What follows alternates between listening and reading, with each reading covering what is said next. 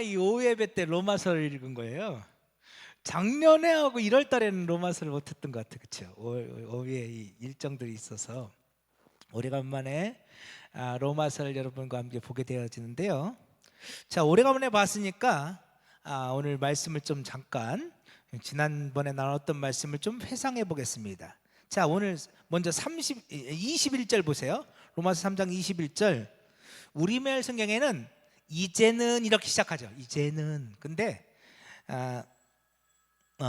하나님 그 앞에, 오늘 본문 앞에 이제는 앞에 뭐가 하나 빠졌어요. 혹시 펜 있는 분들은 성경책에 써놓으세요. 가로 열고 그러나 써놓으세요. 그러나가 빠져 있어요. 원래는 그 접속사 헬라어로 대인데요. 대라는 접속사가 번역이 안 돼 있어요. 우리말 성경에는. 그래서 이 앞에다가 그러나 이제는 이렇게 읽어야 돼요.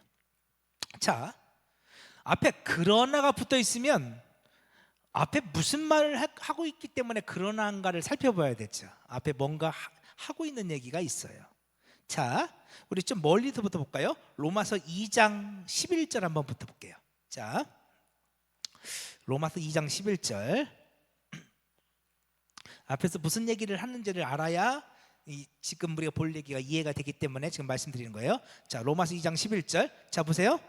이는 하나님께서 외모로 사람을 취하지 아니하심이라. 여러분, 하나님은 사람을 외모로 취하지 않으신대요. 여기서 말씀하시는 외모는 유대인이냐 이방인이냐 이런 것이에요. 그러니까 유대인들은 우리는 하나님께 택함 받은 선민이야, 우린 특별해 라고 생각했죠. 이방인 너희들은 더럽고 부정해, 하나님은 우리만 사랑하시고 너희들은 사랑하지 않으실 거야 라고 생각했어요. 그런데 사도 바울이 놀라운 얘기를 해요. 하나님은 외모로, 다시 말하면 유대인이냐 이방인이냐 이런 것으로 사람을 취하시는 분이 아니야. 자, 12절 보세요. 무릇 율법 없이 범죄한 자는, 여러분 여기서 말하는 율법 없이 범죄한 자는 율법을 모르는 이방인들이죠. 율법을 몰라서 죄를 지은 자는 율법 없이 망하고, 무릇 율법이 있고 범죄한 자, 율법이 있고 율법을 알아 그들은. 근데 그들이 죄를 지었어. 그들은 누구예요? 유대인들이죠. 유대인들은 율법으로 말미암아 심판을 받으리라. 하나님 앞에서는 율법을 듣는 자가, 율법을 아는 자가 의인이 아니요 오직 율법을 행하는 자라야 의롭다 하심을 얻으리니. 자, 누가 의롭다 하심을 받아요? 율법을 알고 율법을 듣고 율법을 아는 사람이 의롭다 함을 받는 게 아니야. 누가 의롭다 함을 받아요? 율법을 행해야 돼. 율법대로 살아야 돼. 근데 문제는요, 율법을 안다고 말하는 유대인들도 율법대로 살아 못 살아? 못 살아. 이게 문제야. 그래서 17절부터 보세요. 17절. 유대인이라 불리는 내가 율법을 의지하며 하나님을 자랑하며 율법의 교훈을 받아 하나님의 뜻도 알고 지극히 선한 것을 분별도 해요. 너희들은 맹인의 길을 인도하는 자요 어둠이 있는 자의 빛이요 율법에 있는 지식과 진리의 모범을 가진 자로서 어리석은 자의 교사요 어린아이의 선생이요 스스로 믿으니. 자, 그들은 유대인들은 자기는 율법을 다 안다고 말해요. 율법을 자랑하고 하나님의 뜻도 알고 자기들은 눈이 밝아졌다고 말하고 자기들은 정말로 선생이라 스승이라 말해요. 그런데 21절부터 그러면 다른 사람을 가르치는 내가 내 자신은 가르치지 않느냐? 도둑질하지 말라 선포하는 내가 도둑질하느냐? 간음하지 말라 말하는 내가 간음하느냐? 우상을 가증 여기는 내가 신전물건을 도둑질하느냐? 율법을 자랑하는 내가 율법을 범함으로 하나님을 욕되게 하느냐? 기록된 바와 같이 하나님의 이름이 너희 때문에 이방인 중에서 모독을 받는도다. 율법을 안다고 말하는 유대인들, 그러나 그들은 율법대로 살아 못 살아? 못 살아. 그들은 율법대로 살지 못해. 그들은 간음한 자고 그들이 도둑질한 자고 그들이 우상을 숭배하는 자고 그들이 악해요. 율법을 알긴 안다고 하는데 그들은 율법대로 못 살아요. 그래서 28절부터 28절 무릇 표면적 유대인, 여기 표면적 유대인은 혈통적 유대인들이죠. 겉으로 드러난 유대인. 표면적 유대인이 유대인이 아니요, 표면적 욕심의 할례가 아니라 오직 이면적 유대인이 유대인이며, 여기서 이면적 유대인은 감추어진 유대인이라는 뜻이에요. 겉으로 혈통적으로는 이방인이에요. 겉으로 봤을 땐 이방인이야. 그런데 그들이 하나님의 말씀대로 살아요. 그들이 진짜 유대인이라는 거죠. 혈통적인 유대인이지만 하나님의 말씀대로 사는 그들이 진짜 유대인이야. 할례는 마음에 할지니 영에 있고 율법 조문에 있지 아니한 것이라. 그 칭찬이 사람에게서가 아니요 다만 하나님께서 손이라. 할례 얘기를 드리죠. 여러분, 할례는 왜 하는 거예요? 할례 아시죠? 남자의 그 생식기를 자르는 것. 여러분, 할례는 왜 하는 거예요? 저 설명 드렸잖아. 할례는 왜 하는 거예요? 내가 예수 안에서 죽고 내가 예수 안에서 다시 살았습니다. 이 고백이 할례예요. 진짜 할례는 남자의 생식기를 자르는 게 아니고, 진짜 할례는 내 마음을 자르는 거야. 내가 예수와 함께 죽는 거예요. 근데 이 표면적 유대인들, 혈통적 유대인들은 생식기만 자르고 우리는 하나님께 선택받은 선민이라고 생각하고 그들은 하나님의 말씀대로 살지 않아요. 그러면서도 자기들은 구원받았다고 말하는 거예요. 아니라는 거죠. 진짜 유대인은 이면적 유대인이야. 그들이 이방인이라 할지라도 말씀에 순종하며 사는 사람들, 예수와 함께 죽고 다시 산 사람들이, 그들이 진짜 하나님의 사람들이라는 거죠.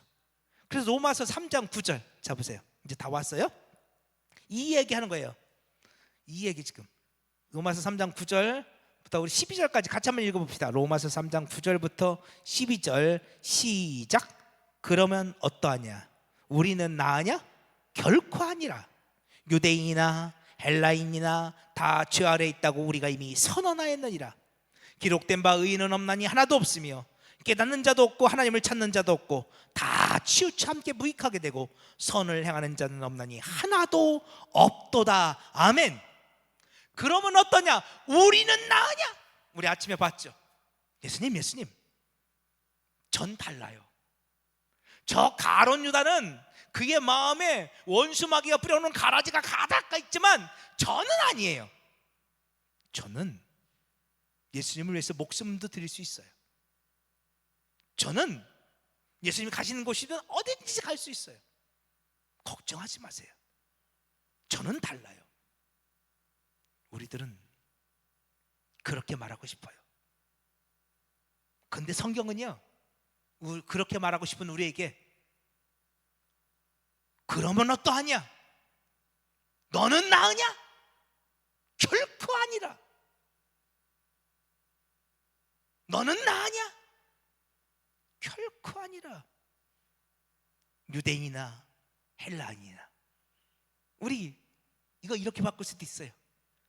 부유자의 교회 다니는 성도들이나 교회 밖에 있는 저 세상 사람들이나 다 죄 아래 있다고 성경이 선언하였느니라. 우리는 나아요? 나는 달라요? 너는 교회 밖에 있고 나는 오늘도 예배당 안에 있으니까 나는 나아요? 결코 아니에요. 나의 죄가 폭로되어야 돼요. 다시 말해요, 다른 사람한테 폭로시킨다는 거 아니에요. 성경은 우리를 창피 주려고 하는 말씀이 아니에요. 누구한테 폭로가 되는 거예요? 그치, 하나님한테 폭로되고 더 중요한 거 나와야 돼. 누구한테 폭로돼야 돼? 나 자신한테. 누구한테요? 나 자신한테. 하나님은요 다 아셔요. 뭐 굳이 하나님이 폭로 안 하셔도 하나님 다 아셔. 누구한테 폭로시키는 거야? 나 자신한테. 어떤 나요? 나는 낫다고 말하는 나, 나는 다르다고 말하는 나, 나는 그래도 저 사람보다는 낫지, 나는 그래도 저 사람보다는 의롭지,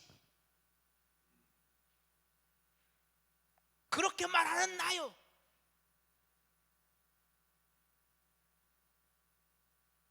내 자신에게 폭로되어야 돼요.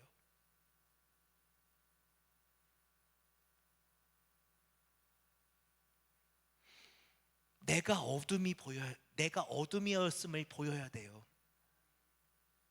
쉽게 말하면 내가 맹인이었음을, 내가 기머거리였음을 보여야 돼요. 내가 안진뱅이였음이 보여져야 돼요.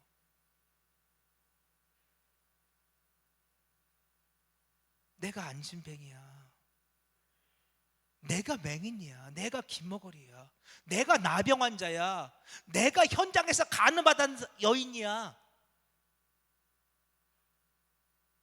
내가 더럽기가 한량없는 자야. 성경은요 그걸 폭로시켜요. 누구한테? 나 자신한테요. 너 그런 사람이야, 너 그거 알아야 돼. 성경은 온통 그 얘기예요. 로마서 보세요. 오늘 우리가 아침에 봤는데 그 얘기가 또 여기 있잖아요. 그러면 어떠하냐? 우리는 나으냐? 결코 아니라. 유대인이나 헬라인이나 다 죄 아래 있다고 우리가 이미 선언하였느니라. 기록된 바 의인은 없나니 하나도 없으며 깨닫는 자도 없고 하나님을 찾는 자도 없고 다 지주와 함께 무익하되고 선을 행하는 자도 없나니 하나도 단 한 명도 없도다. 그런데 내가 낫다고요? 근데 내가 의롭다고요?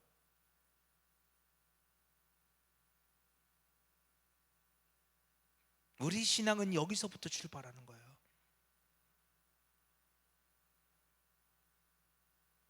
진짜 예수를 만난 사람들은 여기서부터 시작해요. 성령이 임하면 내 죄가 폭로되기 시작해요. 그러니까 복음서에서도 여과 없이 예수님의 제자들의 그 부끄러운 모습들이 다 폭로되는 거예요. 여러분 잘 보세요.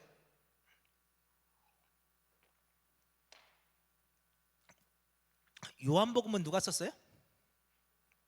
그죠? 사도 요한이 썼죠. 자, 아까 잘 보세요. 아까 베드로가 대제사장 뜰에서, 이거 좀 원고에 없는 얘기인데 그냥 갑시다. 그래도 대제사장의 뜰에서 그 여종이 너도 예수를 쫓아다닌 그 도당이지? 그러니까 베드로가 아니라고 막 부인을 합니다. 자, 근데 요한은 그 모습을 어떻게 알았을까요? 예수님이 십자가에 달려 돌아가실 때 그 대제사장의 뜰까지 쫓아간 사람은 2명밖에 없습니다. 예수님의 제자 중에. 누구예요? 첫 번째는 베드로가 갔겠죠. 그렇죠? 베드로가 갔으니까 거기 부인했겠죠. 또 누구 한 사람이 쫓아가요? 그래요, 요한이 쫓아가요. 그런데요, 여기서 갈라져요. 베드로는 갈릴리의 어부 출신이에요. 물론 요한도 그런데 근데 그들의 신분이 달라요. 베드로는 가난한 어부 출신이라 대제사장의 관저 안으로 들어가지를 못해요. 그래서 베드로는 이 대제사장의 관저 안으로 들어가지 못하고 대제사장의 뜰에 있는 저 바깥 마당에 있는 거예요. 우리로 치면 마당, 저 멀리 마당에 있는 거예요. 못 들어가고. 예수님은 그 관저 안에서 재판을 받고 있는데 베드로는 그 재판정까지 들어가지 못했어요. 근데 그때 예수님을 쫓아간 또 한 명의 제자가 있었으니 그게 요한이에요. 근데 요한은요, 아버지가 갈릴리 바다에서 대선단을 운영하는, 나중에 예수님의 제자들에 대해서 설명할 때 말씀드릴게요, 엄청난 부유한 가문 출신이에요. 놀랍게도 요한은 예수님이 재판받을 때 그 관저 안으로 들어갑니다. 그러니까 이 요한은 이 대제사장과 어느 친분이 있다는 것을 의미하죠. 그래서 베드로는 마당에 있고 요한은 관저 안으로 들어가 있습니다. 그러면 요한이 베드로가 그 여종이 이야기하는 장면 속에서 예수님을 부인하는 장면을 옆에서 지켜봤을까요? 못 봤을까요? 못 봤습니다, 여러분. 그럼 제자들은 그 베드로가 그거 부인하는 거 봤습니까? 못 봤습니까? 못 봤습니다. 그런데 어떻게 사복음서에 베드로가 예수님을 부인하는 장면이 성경에 기록되어 있는 것일까요? 아무도 못 봤습니다. 이 이야기는 그 여종과 베드로만 아는 이야기입니다. 그런데 어떻게 이 이야기가 복음서에 기록되어 있을까요? 생각해 보셨습니까? 네? 그죠? 이거 베드로의 고백입니다.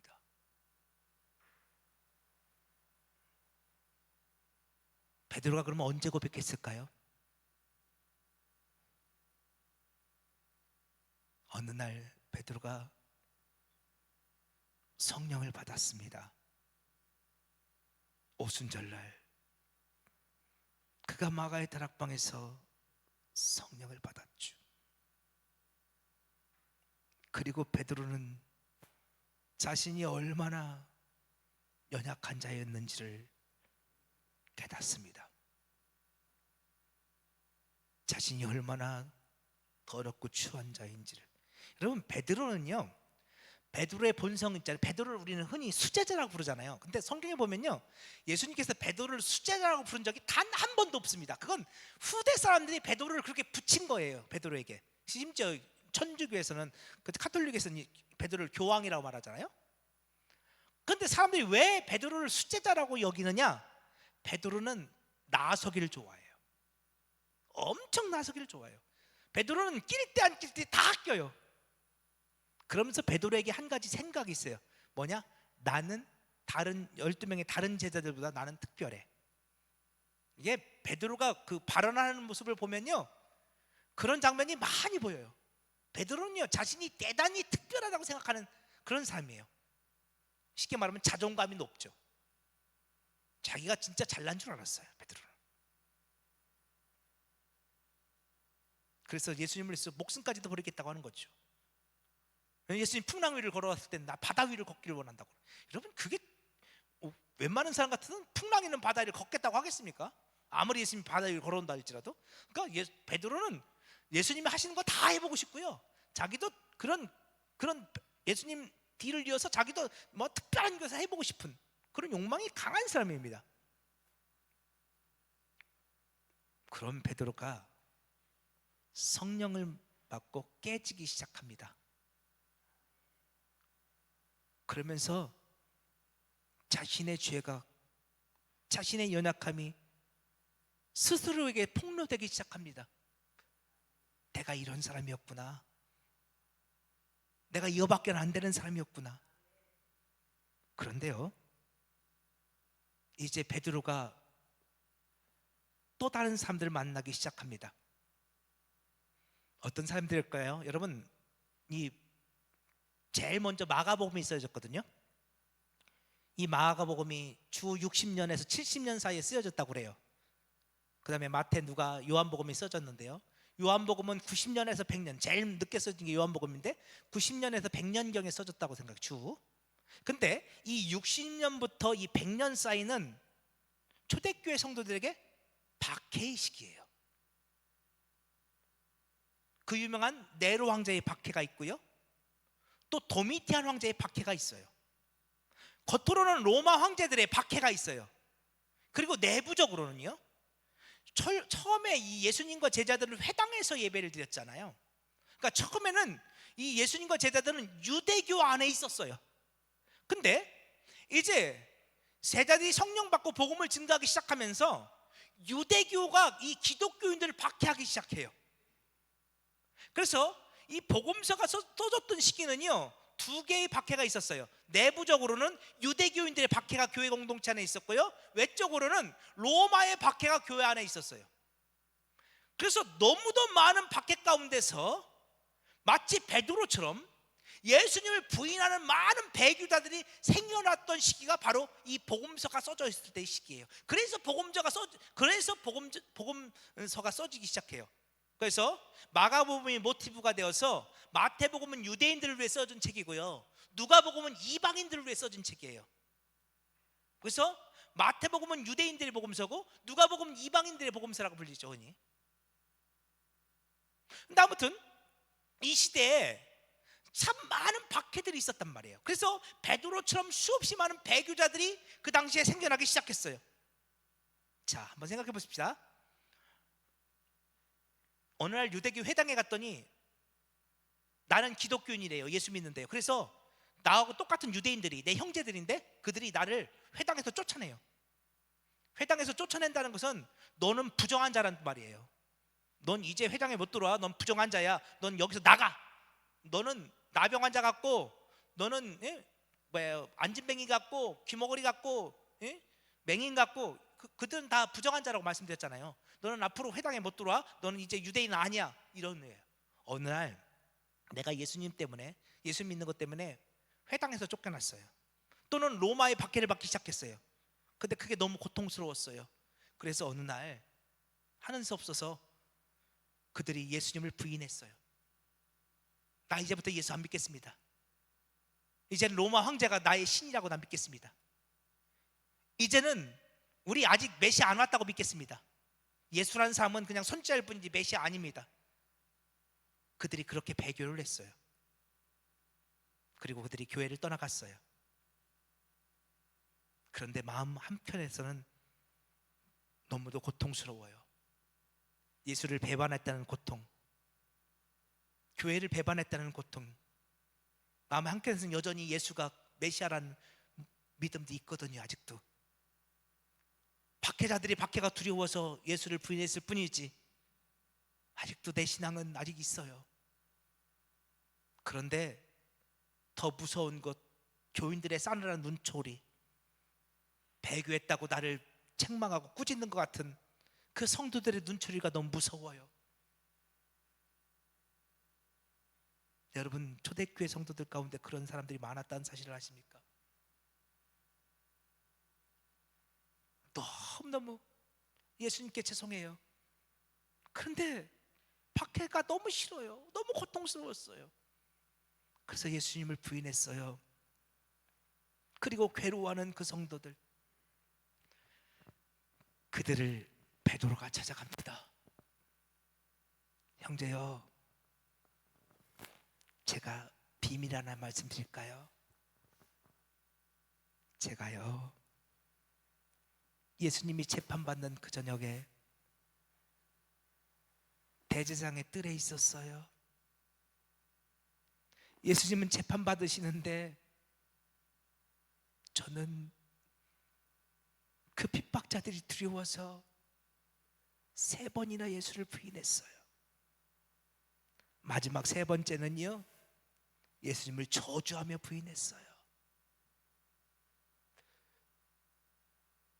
제가요, 예수님을 부인했어요. 그런데 주님이 저를 찾아오셨어요. 부활하신 주님이 갈릴리 바다로 저를 찾아오셔서 떡과 물고기를 구워주시며 제게 말씀하셨지요. 요한의 아들 시몬아, 아직도 네가 나를 사랑하느냐? 주님은 거듭거듭 제게 말씀하셨지요. 그리고 말씀하셨어요. 가서 내 양을 치거라. 내 양을 먹이거라. 형제님, 괴로우세요? 예수를 부인하셨던 것 때문에 괴로우세요? 형제를 배반했다고, 교회를 배반했다고 낙심이 되세요? 저도 그랬어요. 그런데 주님은 저를 버리지 않으셨어요. 주님은 끝까지 저를 사랑해 주셨어요. 형제님, 주님은 형제님도 버리지 않으셨어요. 주님은 형제님도 끝까지 사랑하세요. 너무 낙심하지 마세요. 다시 주께로 돌아오세요. 괜찮아요. 여러분, 베드로가 어떻게 3번 부인한 것을 사람들이 알았을까요? 베드로 스스로 말한 거예요. 여러분, 우리 특별하지 않아요. 그런데 여러분, 그게 은혜예요. 이거 제가 주일날 설교하려고 아꼈던 제목 중에 하나인데, 여러분 저는요 하나님이 교회와 공동체 안에 은사들을 주신다고 믿어요. 하나님 일하라고, 복음 증거하라고요. 그래서 저는 하나님 앞에 은사를 엄청 많이 구했던 적이 있어요. 저에게도 그 은사를 달라고. 근데 주셨을까 안 주셨을까요? 안 주시더라고요. 저는 맨날 그래요. 뭐 진짜 하여튼 능력 달라고 기도했는데 하나 능력도 안 생기고요. 뭐 은사 달라고 기도했는데도 하나 안 주시고요. 제가 뿔이 났을까 안 뿔이 났을까요? 뿔이 났죠. 하나님 이게 뭐예요? 먹게 하라면서요. 근데 어느 날 하나님께서 제게 주신 은사 하나를 발견했어요. 제게 주신 은사가 뭘까요?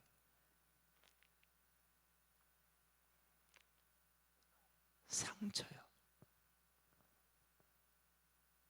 상처요.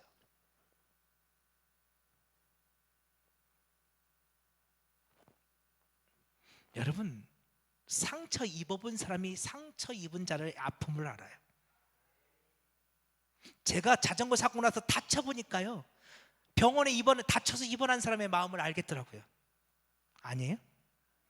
병원에 한 번 입원해보지 않은 사람은 상처 입은 사람의 마음을 몰라. 여기도 혹시 그런 분 있을지 몰라요. 한 번 난 병원 입원 안 해봤다. 그 자랑 아니야. 그러니까 아픈 사람의 마음을 몰라.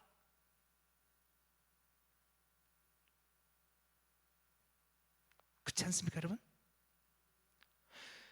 인생의 성공가드만 달려본 사람들은 인생에 실패한 사람들의 마음을 몰라요. 제가 들었는데요, 예? 시간이 많이 갔네요. 농구선수 허재 아세요? 허재? 예, 허재가 감독님이 됐잖아요, 그렇죠? 근데 감독님이 되어서 허재가 되게 힘들었다는 거예요. 왜? 허재가 그렇게 말한다는 거예요. 감독님 허재가, 야 그냥 해. 야 그거 못하냐? 야 이렇게 하면 되는 거야. 허재는 하면 돼.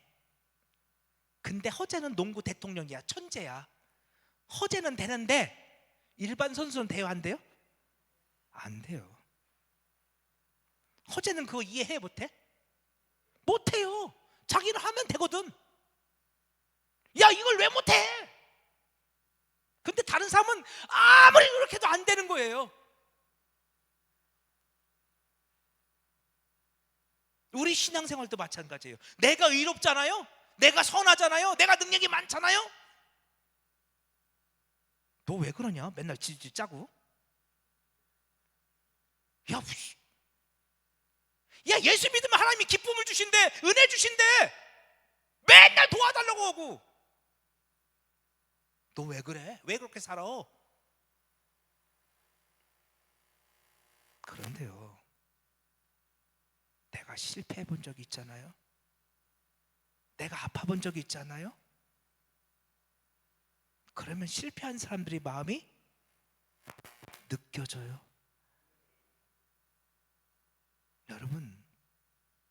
여러분에게도 그런 은혜가 있기를 축복해요. 우리 주변에 상처 입은 사람들이 얼마나 많아요? 아픈 사람들이 얼마나 많아요? 예수 믿다가 절망해 본 사람이 얼마나 많아요? 하나님이 계시니만이 상처 입었다고 말하는 사람이 얼마나 많아요? 여러분, 근데 내가 상처 입어보지 않은 사람들은 그들의 마음을 몰라요. 그러니 위로할 수가 없어요. 그런데요, 내가 그 실패를 경험해 본 사람들은 그 마음을 알아요. 여러분, 그래서 주님께서 오늘 우리의 죄를 폭로시킨 거예요. 여기 설명하다가 다 끝났는데 못 나갔는데 다음 주 할게요. 자 보세요. 주님은 그래서 오늘 우리에게 너도 똑같아, 이 말씀을 하시는 거야. 근데 여러분, 이게 은혜인 것을 여러분 아셔야 돼요. 내가 저 사람과 달라, 나는 유독 더 특출나고 더 뛰어나고 나는 더 믿음 좋고 난 더 잘났고, 여러분 그게 은혜처럼 보이죠? 천만의 말씀이에요. 내가 죄인이었구나. 내가 내 안에도 수없이 많은 가라지가 있고, 그래서 주여 나를 불쌍히 여겨 주옵소서. 은혜 없이는 나 살 수 없습니다. 성령 받지 않고 살 수 없습니다. 주님 도와주시옵소서. 그 고백이 있을 때 우리 눈에 뭐가 보이기 시작하면 예수가 보이기 시작해요. 그래서 오늘 제목이 대반전인데, 대반전 들어가 보지도 못했네요. 다음 주에 할게요. 자, 이 전반부에는 그러니까 야, 우리 그러면 나으냐? 우리는 나으냐? 결코 아니라. 너도 똑같아 라고 말해요. 결코 아니야. 아니, 너는 더 나빠 이렇게 말해요. 그런데 놀랍게도 그런 우리를 주님이 어떻게 했어요? 사랑하셨어요. 그래서 그런 우리를 위해서 주님께서 어떻게 했어요? 십자가에서 죽으시고 부활하셨어요. 놀라운 은혜가 거기에 있어. 그리고 우리는 또 다른 아파하는 자들, 또 다른 상처 입은 자들을 그렇게 일으켜 세울 수 있어요. 저는 그게 교회라고 믿어요. 우리의 잘남이나 우리의 똑똑함이나 우리의 믿음 좋음으로 다른 사람을 이렇게 세우는 게 아니에요. 나의 상처로, 나의 아픔으로. 나도 그랬습니다. 나도 당신과 똑같은 사람입니다. 그런데 그런 나를 주님께서 이렇게 변화시켰습니다. 당신도 그렇게 될 것을 믿으시기 바랍니다. 당신도 주님 안에서 달라질 것입니다. 그 주님께로 나오십시오. 오늘 저와 여러분 가운데 그런 믿음의 고백들이 있어지기를 원하고요, 그런 놀라운 반전의 역사들이 있어지기를 축원합니다.